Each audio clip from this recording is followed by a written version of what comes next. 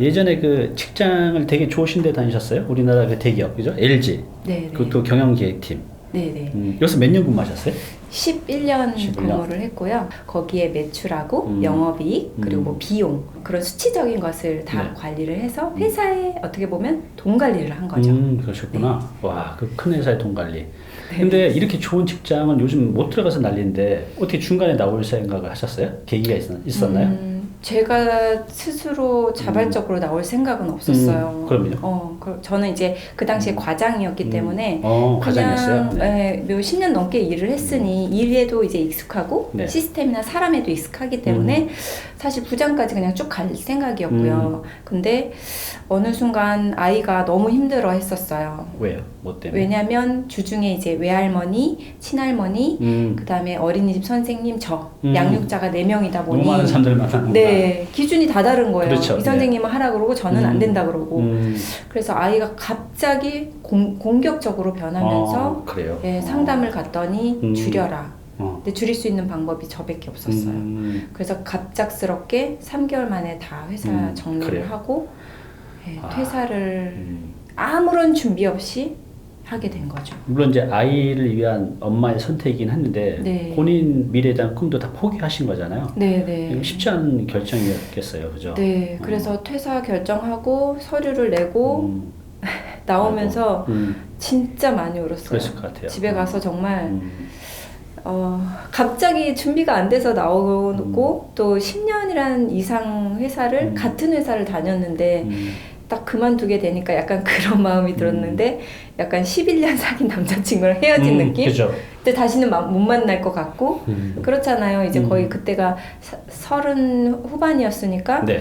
애 키우고 뭐하고 다시 취업은 어렵겠다라는 생각을 그쵸, 쉽지 했어요. 않겠죠. 네네. 그래서 너무 막막하고 그래서 많이 정말 울었던 기억이 납니다. 그렇죠. 얼마나 이제 11년이면 굉장히 긴 세월인데 네. 거기서 부장도 될 수 있고 네. 우리나라에서도 아직도 여자가 대기업의 부장이라고 하면 밖에 나가서 멋져 보이잖아요, 그죠? 맞아요. 근데 그거를 이제 포기하신 거니까. 네네. 근데 직장을 그만두면 가정생활을 해야 되는데 그 수입은 어떻게 하시고 그 직장을 그만두실 생각했어요? 맞벌이 하셨나요? 네네.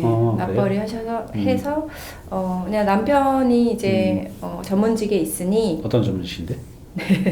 그 항공업에 있는데 항공업이요? 예, 부기장으로 부기장이요? 네네 있어서 그 당시 이제 17년도 8월에 퇴사를 했으니까 그때는 사실 뭐 코로나도 없었고요.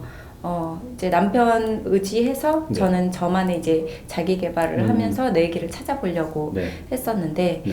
이제 작년에 코로나가 오면서 정말 예상치 누구도 예상치 못한 일이잖아요. 천재지변이죠, 진짜. 네, 천재지변이고 진짜 뭐 변하지 않을 것 같았고 남편 직업 같은 경우는 사실 뭐 60세에 퇴직을 하고 이제 연장을 할 수가 있어요. 65세까지. 그래요? 그러니까 사실 뭐 지금은 부기장이지만 기장까지 가면 또 연봉이 더 올라갈 그렇죠. 거고 저는 이제 사실 남편을 믿고 있었죠. 믿는 편도 있어요. 남편께서 좀 수입이 이것 때문에 많이 줄으셨나요? 네, 확 그래요? 줄었죠. 월급제 아닌가요? 기본적인 월급이 있고요. 이제 수당? 본인이 많이 비행을 하면 또 그거에 따라서 이제 수당이 나오는 그래요? 거고 지금 이제 비행 자체가 거의 없기 때문에 격월로 근무를 해요. 아이고. 지금 우리나라뿐만 아니라 전 세계인이 마스크를 쓰고 다니잖아요. 네. 그렇죠? 이런 적이 이 지구가 탄생이 한 번도 없었을 거예요. 맞아요. 그 직장을 다니신 분들이 이렇게 위기가 있고 지금 자영업자들도 많이 힘들고 네, 맞아요. 또 대학교를 졸업해서 취업을 하는 젊은이들도 취업길이 없고 정말 너무 이제 힘든 상황인 것 같아요. 맞아요. 그러면 그렇게 해서 수입이 줄었을 때 그걸 어떻게 메꾸셨어요? 그 마이너스가 나지 않았나요? 그렇죠. 일단은 뭐 저도 퇴사하고 네. 너무 막막했어요. 왜냐하면 회사에서 했던 게 뻔하잖아요. 뭐 네. PPT하고 그렇죠. 이제 제가 전문적으로 했던 건 엑셀이었는데 엑셀. 네. 나와서 정말 뭐를 해야 될까 정말 고민을 많이 해서 기술을 뭔가를 취득을 해야 되나? 자격증을 따야 되나? 근데 이제 그렇다고 제가 뭐 그렇게 흥미가 있는 것도 아니고 네. 그거를 하려면 또 전문적으로 하려면 최소한 3년, 5년 그렇죠. 이런 시간을 또 투자를 해야 되는데 그러면 또 어느 순간 뭐 40대 중반이 될 거고 그렇죠. 네. 그래서 그건 아닌 것 같아서 나의 경험을 한번 되짚어 보자. 네. 그래서 그게 경험이 대부분 다 회사 경험이잖아요. 그렇죠. 네. 그래서 이제 뭐 소위 말하잖아요. 잘하는 것, 잘하는 거. 좋아하는 좋아하는 것에서 거. 찾아라. 찾았어요? 그래서 찾았는데 잘하는 게 엑셀이죠. 네, 잘하는 게 엑셀이고 좋아하는 게 사실 엑셀이고요. 그래요? 잘하는 거는 사실 회사 돈 관리. 회사 돈 관리. 우리 집 돈 관리는 안 했었어요. 은행원들도요. 보면은 되려 자기 거 관리를 못 한다고 하더라고요. 저도 마찬가지였어요. 네. 그래서 회사 돈 관리는 참 잘했는데 저희 집 돈 관리를 못했던 거죠. 그래서 이제 잘하는 걸 찾아보니까 회사 돈 관리 쪽을 좀 네. 잘했고 네. 그다음 좋아했던 게 엑셀이었어요. 엑셀. 그래서 그거를 접목해서 그러면 내가 이제 회사 돈 관리만 해왔으니 퇴사했으니까 우리 가정 경제를 관리를 해봐야겠다. 도대체 돈이 얼마야? 이런 것부터 시작해서 네. 이제 관리를 하게 된 거죠. 그래서 차근차근 하다 보니까 그걸 가지고 책을 내게 됐고 그걸 그래요? 가지고 이제 재무 코칭을 하면서 강의도 하게 되고 그걸 가지고 이제 수익화를 만든 거죠. 그죠. 네. 이게 이제 이렇게 되는 것 같아요. 저도 예전에 블로그를 했을 때 또 연락이 오는 데도 있고 책을 내니까 또 연락이 많이 오고 또 유튜브를 하니까 연락이 오고 이렇게 그런 기회들이 가만히 있어도 이렇게 찾아오는 것 같아요. 맞아요. 이 책 제목이 나는 퇴사하고도 월 100만 원 더 모은다. 아니 퇴사하면 돈이 오히려 없어지는 거 아닌가요? 맞아요. 이게 무슨 뜻으로 더 모은다고 하신 거예요? 네, 맞아요. 그래서 제 수입이 확 끊기니까 네. 일단은 우리 집 가정 경제가 도대체 어떻게 돌아가는지 왜냐면 그전에는요 예적금도 없었어요 제가. 그래요? 그거 뭐 이제 얼마 되겠어? 이러고 그냥 입출금 통장에 왔다 갔다 하는 거밖에 없었던 거죠. 그래서 도대체 뭘 해야 되나? 그래서 자산 파악을 해본 거예요. 그래서 우리 집에 뭐 부동산, 뭐 현금, 뭐 연금 이런 것들을 딱 정리해서 봤더니 돈이 생각보다 없더라. 없었던 거예요. 그래서 맞벌이 하는데도 그렇게 맞아요. 맞벌이 하고 저 진짜 힘들었어요. 워킹맘들 아실 거예요. 워킹맘 해보신 분들은 진짜 힘들거든요. 회사에서 상사 스트레스, 업무 스트레스, 그쵸. 집에 오면 또 육아 출근을 하는 거잖아요. 진짜 힘들어요. 100m를 쉬어야 되는데 쉴 시간이 없어. 주말에 쉬나요? 하루 종일 또 육아를 해야 되는 거야. 그렇죠. 결혼했으니까 또 남편도 애잖아요. 또 네네. 시댁도 챙겨야 되고 이런 맞아요. 거 너무 많은 것들을 해야 되죠. 참 맞아요. 대단한 것 같아요, 여성분들이. 그런 맞아요. 면에서 보면. 그러다 보니까 내가 육아만 하면서 뭔가 열심히 일하면서 했는데 남는 것이 예상보다 훨씬 적어가지고 첫 단계로 이 책을 할 때 첫 단계로 이제 자산 파악을 해보는 거죠. 네. 보통 물어보면 자산 어느 정도 되세요? 라고 물어보면 정확히 아시는 분이 없거든요. 그죠. 그럴 것 같아요. 저도 그래서. 예전에 그 질문을 했는데 네. 답변을 못 한 적이 있었어요. 한 십몇 년 전에. 너무 많아서 못하신 거 아닐까요? 이제 그때만 해도 제가 돈이 많이 없을 때 빚이 많았죠. 그때는 자산이 아니라 이제 마이너스였어요. 근데 이제 이렇게 오면서도 중간에 네. 내 재산이 얼마지 이렇게 분명히 파악한 거는 없는 것 같아요. 누가 물어보지 않는 한은 맞아요. 대부분 그런 것 같아요. 네네. 그래서 첫 단계가 뭔가 지출 뭐 줄이고 이게 아니라 나의 상황을 항상 파악을 해봐야 되잖아요. 그래야 뭔가 문제점을 거기서 파악하고 해결점이 나오니까. 그래서 첫 단계가 자산 파악을 해봐라. 네. 근데 어떻게 100만 원을 이렇게 파악하면 100만 원을 더 모을 수 있나요? 이제 첫 단계고요. 이제 그 다음 단계로는 지출을 줄여야 되는 지출. 거죠. 왜냐면 그 전에 저는 이제 막 한 카드로 막 300만 원씩 쓰고 막 이랬으니까 일하는 게 의미가 없는 거예요. 남편은 남편대로 쓰고 네. 저는 저대로 쓰고 그러다 보니까 돈이 안 모이는 거죠. 지출을 줄여라. 네. 근데 줄이는 게 말은 쉬운데 그 하는 것들이 굉장히 스트레스잖아요. 맞아요. 내 씀씀이를 줄이는 게. 맞아요. 그래서 그게 저는 이제 뭔가 시스템적으로 만드는 걸 좋아해요. 그러니까 약간 공장에서 그냥 따다다다다 갈 수 있게 단계가 다 있잖아요. 네. 그러니까 이것도 마찬가지로 다 시스템화를 한 거예요. 돈 관리도. 그래서 첫 단계 여러분 자산 관리, 자산 파악을 하세요. 파악하고. 자, 두 번째 단계는 지출을 줄여야 되는데 어떻게? 그냥 줄이세요. 그러면 다들 스트레스 그쵸. 받아 해요. 방법도 모르고. 그게 이제 가장 좋은 툴이 가계부인데요. 가계부. 근데 이제 가계부도 많은 분들이 써보지만 많은 분들이 포기를 하세요. 그쵸. 네. 왜냐하면 어떻게 쓰는지도 모르고요. 썼는데 줄지가 않아요. 근데 그거는 3단계를 몰라서 그러는 거죠. 그래요. 어떤 틀을 만들어야 돼요. 그게 뭐냐면 예산을 만들어요. 뭐 회사든 정부든 내년 예산을 막 다 책정을 하잖아요. 네. 왜냐면 그 안에 쓰려고 하는 거죠. 소비 패턴을 파악해봐야 이 예산이 잡히는 거예요. 네. 왜냐면 담임 선생님도 만약에 의복비를 줄이고 싶어. 네. 그러면 그 전에 예를 들어 뭐 30만 원을 썼다. 이런 파악이 돼야 되잖아요. 네, 그렇죠. 그러면 내가 이제는 20만 원만 쓸 거야 라는 예산을 잡는 거죠. 1단계는 소비 패턴을 파악하고 예산을 잡고 그 다음에 이제 뭐 통장 쪼개기가 있는데 아무튼 요걸 한 다음에 가계부를 쓰셔야 되는 거죠. 그냥 막 가계부를 쓴다고 이거는 단순히 일기처럼 될 수 있어요. 네. 단순히 기록밖에 안 돼. 그러니까 나중에 안 줄어요. 저 그냥 포기할래요. 이런 분들이 많은 거죠. 그래서 이 책의 제목 나는 퇴사가도 월 100만 원 더 모은다는 것은 네. 그러니까 소비를 줄여서 그 100만 원을 만들 수 있다는 거죠. 네. 그렇죠? 그럼 일반인들도 씀씀이라는 게 뭐 좀 가소비를 하시는 분도 있고 줄여서 쓰신 분도 있는데 그런 분들조차도 이 가계부를 쓰면 줄일 수 있는 부분이 분명히 있다는 거죠. 네, 분명히 있어요. 왜냐면 제가 지금 월 100만 원 더 모으는 돈관리법 재무 코칭을 하고 있는데 거기서 명품 사는 것도 아닌데요. 저 나름 절약하고 있는데요. 대부분의 사람들이 그렇게 생각을 하세요. 그런데 가계부도 써보고 이런 단계별로 제대로 해보니 그런 분들조차도 50만 원 그냥 줄이는 거죠. 그래요. 그리고 조금 돈 쓰셨던 분들은 170만 원까지 줄이신 분을 봤거든요. 네. 근데 그거에 대한 그 줄이는 과정에서 스트레스는 없다 하시던가요? 실행하시는 분들이? 이제 돈 관리를 안 해보다가 돈 관리를 해보니까 이게 쏠쏠한 재미가 있는 거예요. 네, 그리고 옆에서 해라 해도 본인이 느끼지 않으면 안 해요. 그래서 동기를 유발할 수 있게 동기 부여도 해드리지만 스스로 동기를 유발할 수 있는 단계를 만들어 놓은 거죠. 그래서 소비 패턴을 파악하세요라고 하는 게 본인이 탁 쓴 거를 보면은 내가 이렇게 많이? 깜짝 놀라면서 네. 나 이제 진짜 돈 관리 제대로 해볼 거야. 본인의 마인드 세팅이 되는 거예요. 그러다 보니까 이렇게 하나씩 해보는 거에 재미를 느끼는 거죠. 그렇죠.